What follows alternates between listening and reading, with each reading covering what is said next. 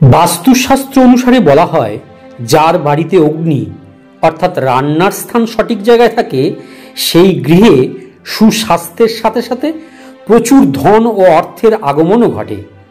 এই অগ্নির শত্রু হচ্ছে জল, তাই জলতত্ত্বের দিকে রান্নাঘর একদমই করা যাবে না, প্রচণ্ড অশুভ ফল দেবে।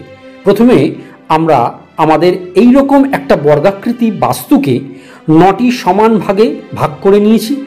সুতরাং উত্তর দিক, উত্তর পূর্ব কোণ আর পূর্ব দিকের 90 ডিগ্রি পর্যন্ত রান্নাঘর একদমই করা যাবে না, এটা প্রচণ্ড অশুভ।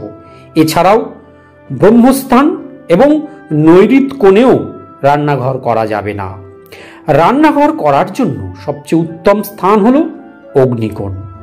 দক্ষিণ দিকের 180 ডিগ্রি পর্যন্ত আপনারা রান্নাঘর করতে পারেন, আর পূর্ব দিকের 90 ডিগ্রি পর্যন্ত, অর্থাৎ এই যে এরিয়াটা আমরা দেখাচ্ছি অ্যারো চিহ্ন দিয়ে, এই এরিয়াটাই আপনারা রান্নাঘরের জন্য বাছতে পারেন।